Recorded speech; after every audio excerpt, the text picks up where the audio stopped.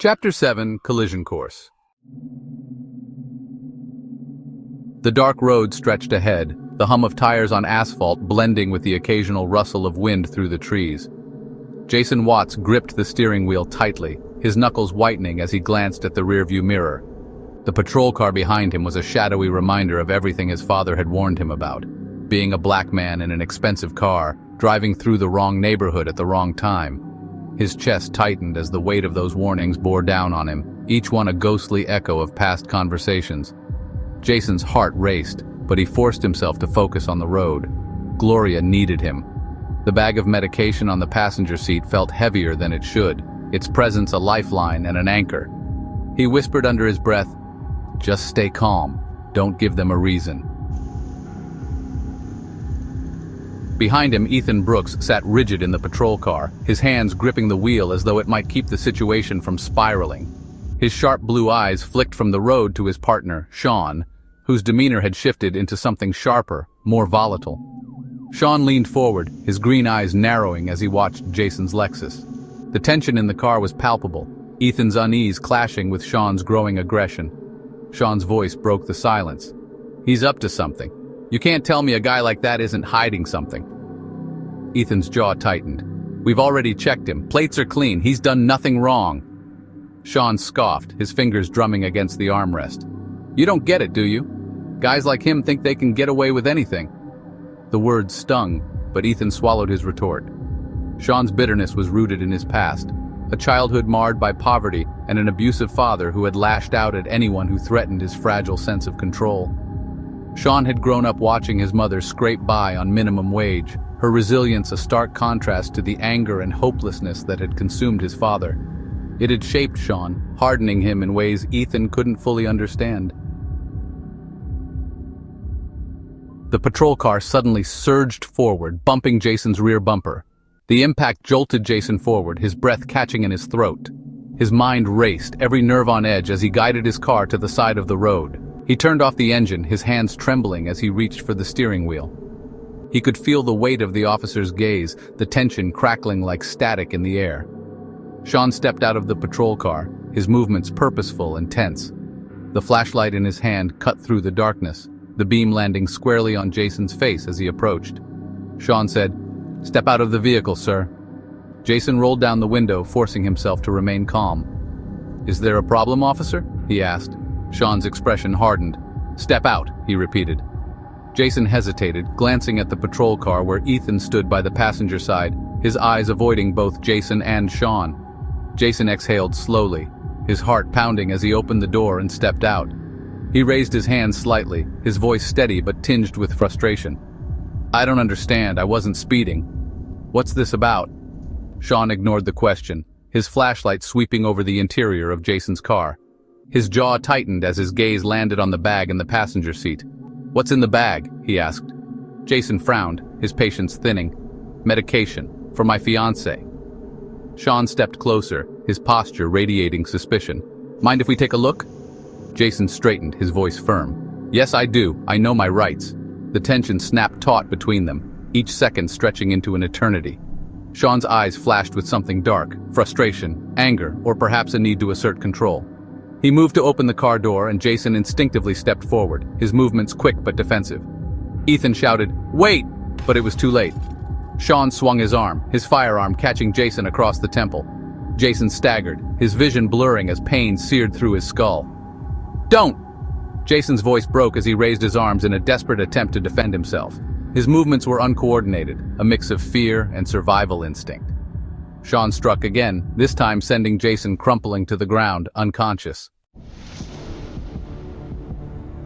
Ethan froze, his heart hammering in his chest. "What the hell, Sean?" His voice trembled with a mix of anger and disbelief. Sean stood over Jason's motionless form, his breathing heavy as he wiped his brow. "He went for my gun." Sean's voice was cold and detached. Ethan's stomach churned, the words slicing through him like a blade. He stared at his partner, the weight of the moment crashing down on him. In the distance, red and blue lights flickered, their approach a haunting reminder that this night would not end quietly. "Jesus," Ethan muttered under his breath, his hands trembling as he looked at Jason's still body. The reality of what had just happened sank in. each second dragging him deeper into a pit of guilt and helplessness. Chapter 8. The Fallout. The morning news cycle churned with relentless intensity, plastering the incident across every screen. Headlines screamed phrases like "young man hospitalized after officer encounter." Clips of Jason Watts being wheeled into Bay Ridge Hospital played on a loop, interspersed with shaky cell phone footage that captured the chaotic aftermath. The images were haunting. Jason's unconscious body on a stretcher, the flashing red and blue lights painting the scene in stark contrast, and bystanders' horrified faces etched with disbelief. At the precinct, the air was suffocating. The usual camaraderie was replaced by strained silence. Officers avoided eye contact, their conversations reduced to murmurs as if the walls themselves were listening. Ethan Brooks sat in the locker room, his shoulders hunched and his head bowed. The metallic tang of sweat and the faint scent of cleaning supplies filled the room, but Ethan barely noticed. His badge sat in his lap, its polished surface gleaming under the fluorescent lights, a cruel reminder of the weight it now carried. His chest felt heavy, his breath shallow as guilt clawed at him. Every time he closed his eyes, he saw Jason's face contorted in pain, and Sean's cold, detached expression. The voice in his head was relentless. "You should have stopped him. You could have done something." The door creaked open, and Lieutenant O'Brien entered, his expression as grim as the mood permeating the precinct. A tall, broad-shouldered man, O'Brien's usual air of calm authority was cracking. His jaw was tight, and the lines on his face seemed deeper. "Lieutenant O'Brien Brooks, my office, now." Ethan rose slowly, his legs feeling like lead. He followed O'Brien down the corridor, the walk feeling interminable. The precinct, usually alive with the hum of activity, felt like a tomb. Every glance thrown his way felt like an accusation, every whispered conversation a condemnation. Ethan's stomach churned as he passed by familiar faces, their eyes quickly darting away. Inside the office, O'Brien shut the door with a definitive click and gestured for Ethan to sit. The room, usually a neutral space filled with neat stacks of files and commendation plaques, felt oppressive. O'Brien leaned forward on his desk, his piercing blue eyes boring into Ethan. "Lieutenant O'Brien, what the hell happened out there?" O'Brien demanded, his voice low but brimming with controlled anger. O'Brien's eyes narrowed, his expression hardening further. "Lieutenant O'Brien, and you let it happen?" The question hit Ethan like a physical blow. He opened his mouth to protest, to explain the impossible position he'd been in, but the words failed him. "Ethan Brooks, I didn't know how far it would go," he admitted, his voice barely above a whisper. O'Brien leaned back in his chair, exhaling sharply as he ran a hand over his face. The silence that followed was heavy, broken only by the faint hum of the overhead light. "Lieutenant O'Brien, do you understand the kind of firestorm we're dealing with? The Watts family isn't just any family, Brooks. Jason's father is Judge John Watts, and his brother is a high-profile attorney. The media is already swarming, and the department is neck-deep in damage control." Ethan's stomach churned violently. He knew the Watts name carried weight, but hearing it laid out so plainly made it all the more real. He could already picture the headlines, the protests, the relentless scrutiny. "Lieutenant O'Brien, you and Sean are on administrative leave effective immediately. Hand in your badge and firearm." The words struck Ethan like a hammer. His hands trembled as he reached for his badge, the act feeling like tearing off a piece of himself. He placed it on the desk, the familiar weight leaving his hand but not his conscience. His firearm followed, its cold metal a stark contrast to the heat of shame flooding through him. O'Brien's gaze softened slightly, though his voice remained steady. "Lieutenant O'Brien, Brooks, I know you're not a bad cop, but right now it doesn't matter what you are. Public perception is everything. You need to lawyer up and prepare for the worst." Ethan nodded numbly, his mind a whirlwind of regret and dread. As he left the office, the weight of the stares and whispers bore down on him like a physical force. The precinct he had once viewed as a sanctuary now felt like a prison, every corner echoing with his mistakes. For the first time in his career, Ethan wasn't sure he could see a way forward.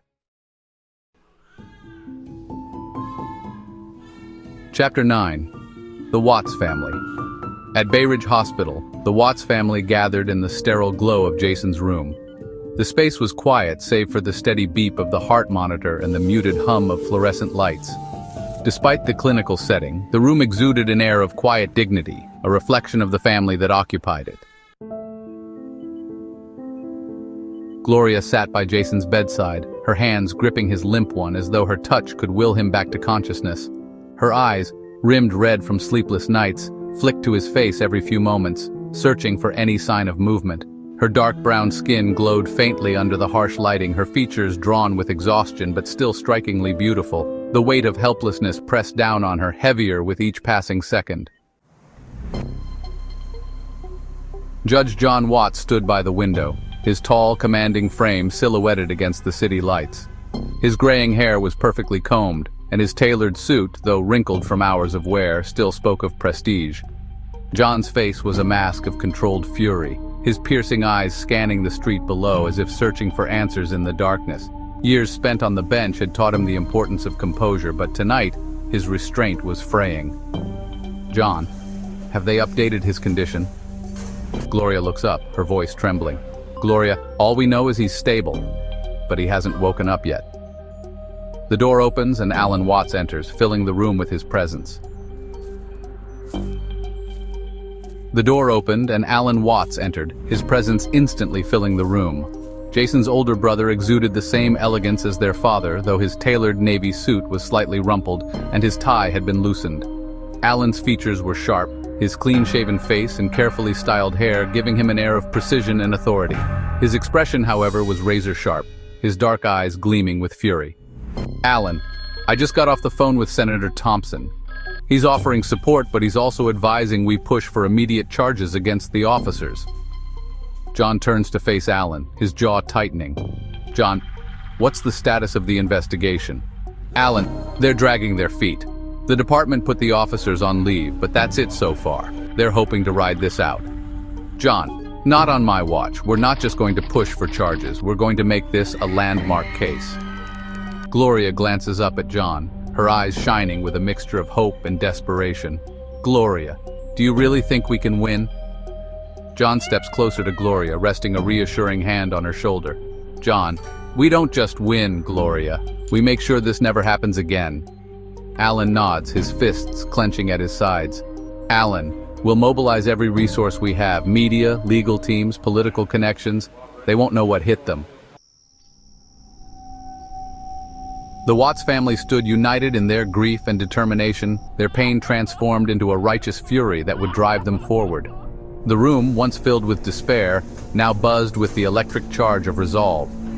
For Jason, for justice, and for every silent victim who had come before him, they would not rest until the truth was laid bare and accountability was demanded. To be continued. Thank you for listening to the audiobook The Other Side of the Law, written by Michael Liverpool. Be sure to click subscribe, hit the like button, ding the notification bell because there is more to come, and get in the comments and let your thoughts be heard. Thank you for listening and enjoy your day.